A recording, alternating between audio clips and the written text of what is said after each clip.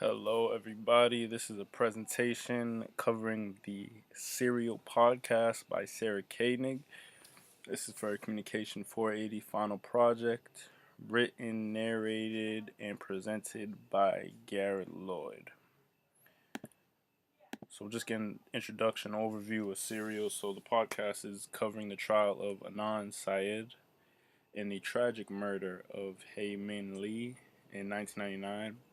The two were teenagers at the time, living in Baltimore, Maryland. They attended Woodlawn High School.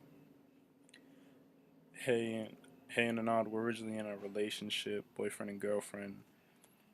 They had broken up. Um, Hay disappeared and was found dead in Leakin Park, a faraway park in Maryland. And Anand was originally found guilty and sentenced to life in prison. And this trial is by Sarah Koenig, an investigative journalist looking into the trial and kind of just detailing what went on and almost not exactly trying to prove Anand's innocence, but more so just looking further in depth into the trial and murder and everything like that. And we'll get more into detail in that following. So it's just section one. We'll get right into it. So this is just answering the question of what is investigative journalism. So, definition provided by the Cambridge Dictionary just defines investigative journalism as a type of journalism that tries to discover information of public interest that someone is trying to hide. And that's a good overview. I'd say it's not the best definition, but it definitely gives a good overview of what investigative journalism is and sets it a little bit apart of what maybe other types of journalism may be. A little more in depth and detailed definition was from investigativemanual.com, and they just said investigative journalism is a form of journalism in which reporters go in depth to investigate a single story that may uncover corruption, review government policies or of corporate houses, or draw attention to social, economic, political, or cultural trends. Again, a little bit of it's a longer definition. I'd say a little different than my type of definition. One thing we'll do is we will look at a definition given by Ken Blake on YouTube here. So Ken Blake is a professor at Middle Tennessee State University, and he teaches journalism. He has a PhD in it. So we'll just kind of hear So, what he what has is to an say. investigative journalist? Well, perhaps the place to start is to understand what a typical journalist is. Most of the time, what journalism is it's a matter of gathering information from competing sources, sources who have competing views of what is true or what is real, and then sort of presenting all those different views in an article or in a newscast, and letting members of the audience decide for themselves what the truth is. Investigative journalists don't do that. Investigative journalists attempt to arrive at their own conclusions about what the truth is. And in that sense, they're actually more akin to, say, academic researchers or police detectives, people who gather raw evidence and bring their own methods and their own interpretations to that evidence. So this is what investigative journalists do, and it's a very valuable service because they're actually kind of helping the audience sort through the facts and arrive at some sort of sustainable, verifiable conclusion using transparent methods that people are free to evaluate on their own. So that's what investigative journalists do. And now, if you are interested in being an investigative journalist, there are some perks here. In that investigative journalists usually have a lot of latitude in the newsroom. They can take much longer to develop stories. They usually are given a few more resources than typical reporters. But this is something you're going to have to work your way into. Right, so we'll just cut him off there. So exactly like what he said, it's much more of journalists finding their own conclusions, and it's a lot more autonomous. And we'll just get into here. This slide will show this is kind of my definition of investigative journalism. It's a form of journalism that goes in depth and focuses on a primary story and attempts to uncover information. So this allows journalists to draw their own conclusion. It allows the audience to also draw their own conclusion, and it's much more autonomous, kind of like what Ken just said there.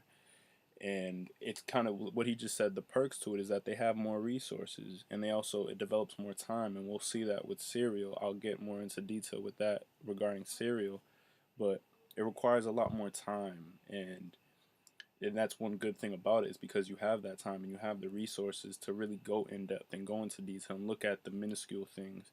And also, like what you'll notice with Serial is Sarah was able to uncover things that the police didn't even look into and detectives didn't even look into, prosecution hadn't even mentioned it, not even Anon's defense attorney even looked into. There's even some parts that Sarah uncovers. So that's what investigative journalism means. It differs from other forms of journalism because it goes much further in depth than regular reporting. Investigative journalists look into their own facts instead of taking certain facts at face value.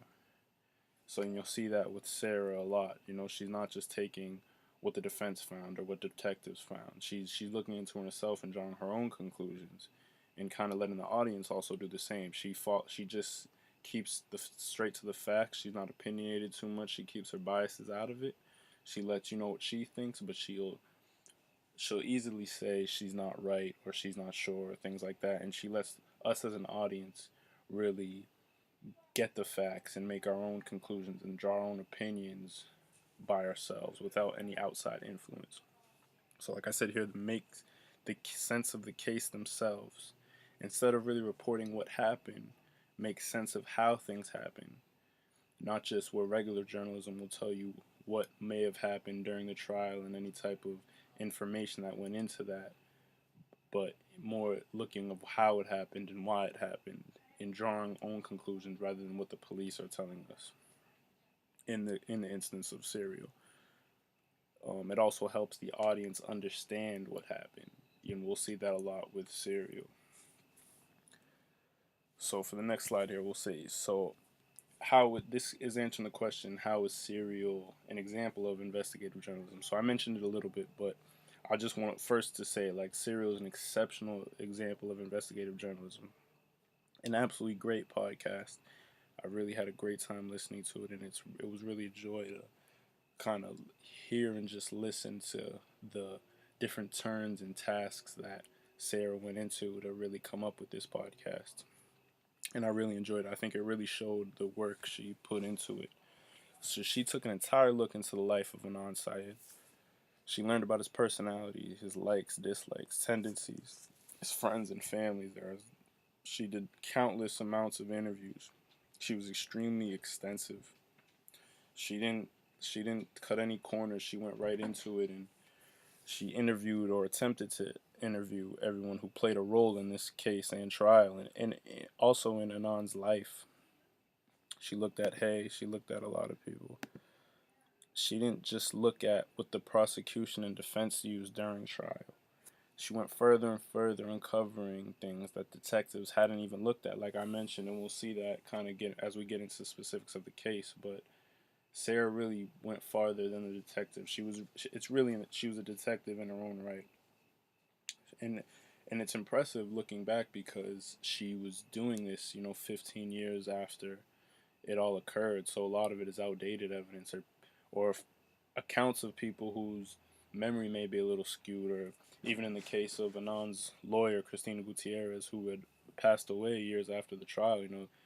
She couldn't that's someone she couldn't interview, and she couldn't get a first-hand account with that regarding Anon's defense. And she had to interview Anon always through the phones of the correctional facility he's in. She was kind of tied into those different parameters, but she really did an extensive job. And we'll just look at, so here's, I'll make some more examples. So Sarah has specific details of the timeline after Hay and Anon broke up. So this is really how Serial was an investigative journalistic podcast. She attempts to relive all of Anon's and Hay's day, which she relives what was going on at that time. She went as far as to know the girls that Anon was seeing after the breakup. That's kind of just an example of how far she went into. She even looked at the girls Anon saw after he broke up with Hay. She knows the names and where they're from. She got this through research and interview with his friends. You know, she interviewed all of his friends, anyone who said they may have known Anon or had class with him. She knows who Hay was also dating, and she even met with him in episode 12 and gave him an interview, kind of his whole take on it, which was really interesting to listen to. Don explained kind of his relationship with Hay and his relationship also with Anon, who he had encountered a few times, and it was really interesting to get his version of things, considering Don didn't play a huge role in the trial. He played a partial role. I believe he gave a testimony, but not as big of a role as some of the other characters witnessed in this story. Sarah also, it was all information from firsthand accounts. So that's a good example of investigative journalism. She didn't look into reports on it. She got the people who were really involved in this case, and she looked into the people who knew Hay, knew Anon, like I mentioned. She interviewed their families, and she asked the tough questions, which was sometimes people get annoyed with the media or journalism when people ask tough questions, but she stuck to the hard questions. She didn't try to smooth things over. She even asked tough questions to Anon, and we saw in episodes 11 and 12 there were some times where he got a little upset with her, and she was kind of just doing her job. She got examples from a double date that Hay had with her friend.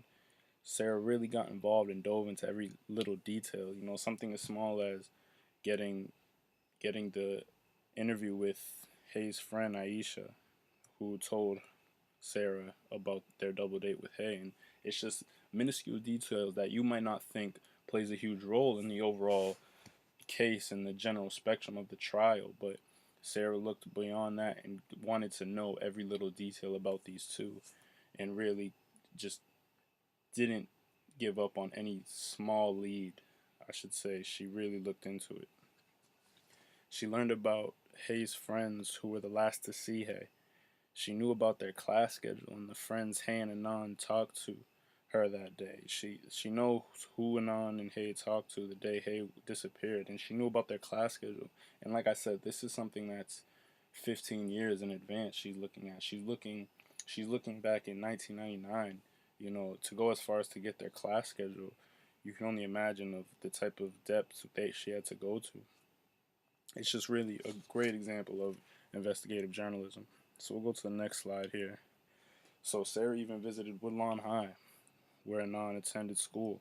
Hay also attended school there. She tried to even relive the murder, and I should say, or what would have been the murder, because we can't necessarily say yet whether Anon did it or not. But she relived what the state's case was.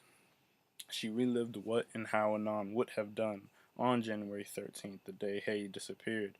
She drove out to the parking lot where the state's attorney said this I'd say murder really started, where Anon met with Hay, and she drove the route that would have been taken, that was the state's case and also part of Jay's story. We'll get into that later. But the route that would have been taken, and timed everything. She did it minute by minute just to see if this really lined up. She didn't take it from what the case was saying. She didn't take it from face value, from what attorneys were telling that was the time taken and the story taken. She timed it minute by minute, which is really impressive. She tried to relive the 23 minutes, which is what the state said this whole case happened. It was like a matter of like 23 minutes. So she really looked into that. Sarah truly developed the entire story herself. She started from square one and based everything down from start to finish. She looked into every small detail, and just one example was Jay claimed, one thing that really stuck out to me was this specific example. Jay claimed that Anon called him on a payphone outside of Best Buy. In episode 5, Sarah went as far to interview old property managers of the Best Buy just to see if there was a payphone. Something is so minuscule about this case was Anon calling Jay. And this was Jay's statement that Jay said Anon called him from a payphone at Best Buy. And this is something that she either tried to prove or disprove to even see if there was a phone booth there. She looked at blueprints and different service agreements to payphone companies that were at that site. She even consulted Maryland Public Service Commission and checked with Verizon about a payphone booth at the location. So she looked at service agreements, she looked at blueprints just to see if this payphone was actually there. A payphone which is really minuscule and minute to the big story, but she went as far to really look into it. And just an example, so this is something the police never even looked into. Detectives who were covering the case, trying to solve this murder, trying to see if Anon was guilty or not, who really decide Anon's outright. See, Sarah's not a detective. She doesn't decide Anon's fate. These detectives play more of a role in what would happen to him, and they didn't even look at the phone booth. So that's just a good example of what investigative journalism is. This is a prime example of it. She looked into it and she wanted to create her own story.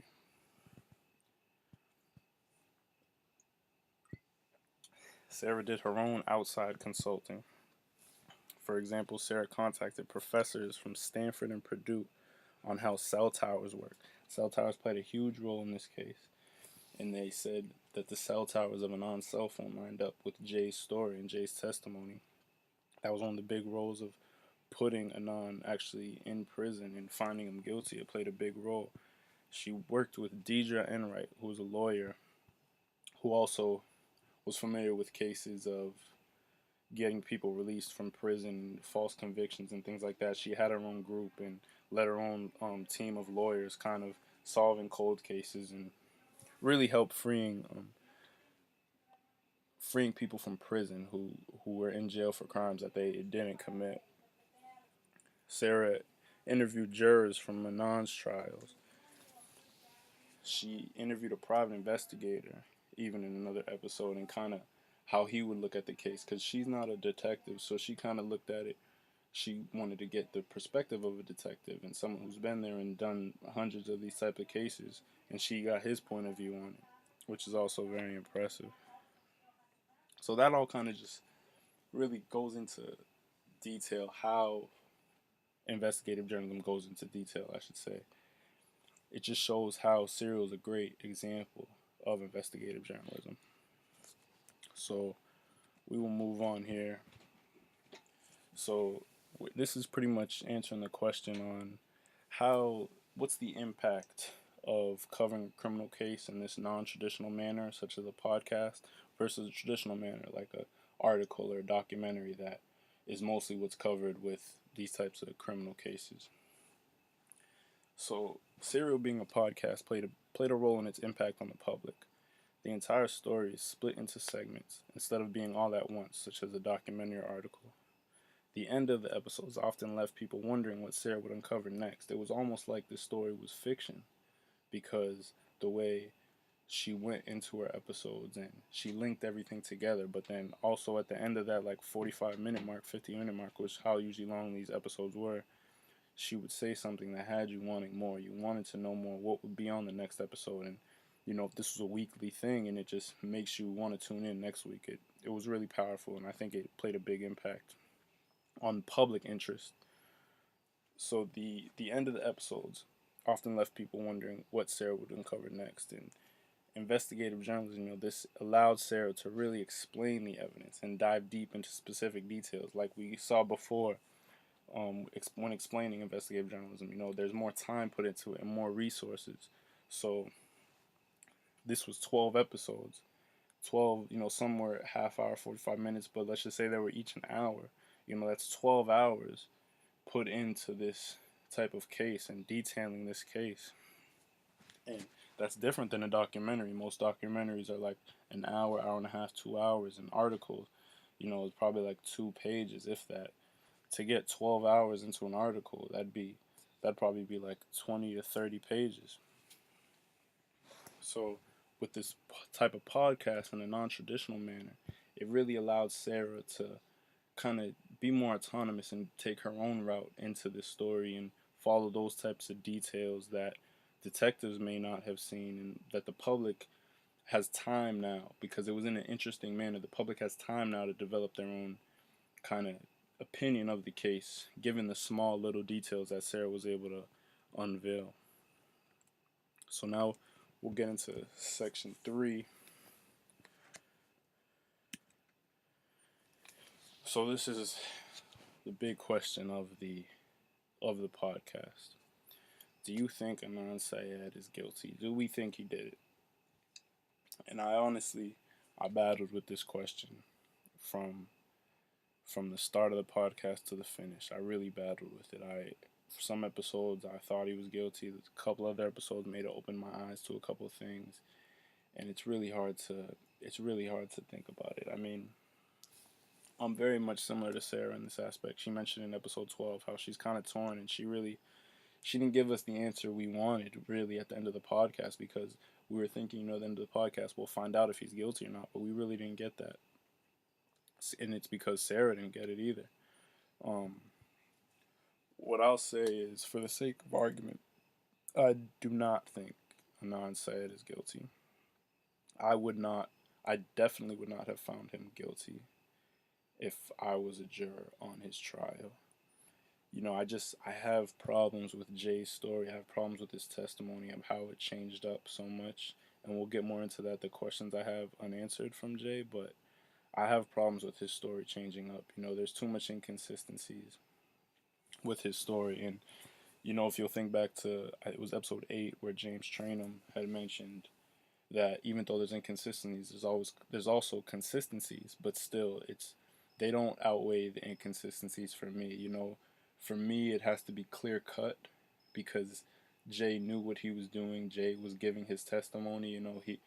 He chose to lie, and there's a reason behind that. And that's what's kind of left unanswered, and that's what I really have a problem with. If he didn't tell it straight from the jump, so, and that's really what put it on away, was Jay's testimony. So that's where I have a problem. And this new information that came out with the cell towers and how it really couldn't be trusted, or the way they used back then, the inconsistencies with that, I just couldn't trust it. On the other hand, I mean, Asia McClain's story, her alibi from the jump, I thought that would be what, in my mind, freed Anon and really was able to release him from prison. But I even see inconsistency with her. I question why she came out so late with it, but I think that plays a role into, maybe that would be evidence backing why he shouldn't be released, I'd say. But there's no way I would be able to find a non-guilty. Similar to what Sarah said, there's not enough evidence there.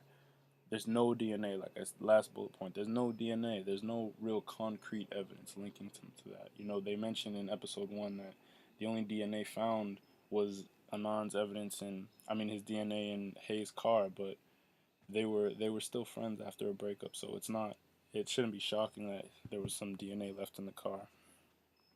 But I'd say what really played a big role was mentioned in episode 10, when Anand's mother said Anand was an easy target. And that's what really spoke volumes to me, because I never thought about mentioning race in this type of case and presentation, but I can't help but thinking it could have played a role, because Anand's a minority, and minorities are treated differently in this country, and it's a sad truth. But I think that definitely spoke volumes to me, the fact that she thought about it as well. And it's sad to say, but it's easier to find a young man of a minority race guilty of a murder. It's more accepted, and it's easy. I'd say easier to find that type of person guilty. And also the prosecution paying for Jay's attorney, I think that was also a big red flag for me. That you just question his motives, and also the motives of the prosecution. So one question I just got was Asia McClain. I don't know if it's a problem or solution, because she just waited so long to come out with her testimony. Here she says that she didn't write the 1999 letters or the affidavit because pressure from Saeed's family. I did not write them to please Saeed's family. She said she wrote the affidavit because she wanted to provide the truth about what she remembered. In my opinion, she should have, if she wanted to do that, she should have done it from the jump. I question her motives for wanting to come out so late with it. But I still don't think, I mean, I'm not sure if she saw Anon really, but I still don't think he's guilty of this. There's just nothing concrete to tell me that. And here's just some unanswered questions. Yeah, like what motivates Jay's lie? That's something I'm not sure we'll ever get to. Even reading his interviews now, it's just I'm not sure what would motivate it. You know, because Anon recalls no real problems between them, and Anon didn't consider them friends, but they were certainly not enemies. Sarah goes to say they didn't have beef between them. That's I just want an answer to that, and also, how did Jay know where Hayes' car was? That's kind of a question that to really ask. I mean, it really shows Jay's involvement in this, but I think he downplays his involvement. And also, kind of a question I'd want to ask myself is why can't Anon remember more about this day? I mean, it seems problematic to me that he could get a call from a police officer and, his friend can go missing and he doesn't even really remember what happened that day. I just feel like you would remember more of what happened that day because so many other people can. It's just interesting how he can't. So now we'll get into the last section here. Will Anon be exonerated? Um, it's difficult, I'd say, because he was already found guilty, but I believe Anon will be found not guilty. Just from the new evidence that's come out about him, and this serial podcast has played a big role in it. But it's really the inconsistency with Jay's stories I feel will be brought to light. I think Christina Gutierrez, Anon's previous lawyer, didn't really focus on that as much as she could have. And because I think they're gonna focus on Jay, how he's, excuse me, Jay's clearly downplaying his involvement. I think that needs to be brought to light. I feel like that probably will as well. And like we talked about, Anon being an easy target, I feel like in modern day that's a touchy subject because race is such a prominent concept now, and there's a lot more racial issues in this world, and it's so touchy that I feel like a new set of jurors, they'll be able to say we can't just, we can't convict him, we can't let his role play a role in his conviction. And I think they might think back to think maybe also agree with me that maybe his race did play a role in his conviction 15 years ago, and they might want to right that wrong um, with the new trial. And also, I think this type of podcast and the heavy media attention will help him be exonerated. There's going to be a set of widespread support to free this man from prison. Now, I just want to say thank you for listening. Thank you for watching this presentation. A big thank you to, honestly, to Sarah Koenig. This was an absolutely great podcast. And also thank you to Professor Shelton. This is also a great class, and I just had a great time with it. And I just wanted to say thank you.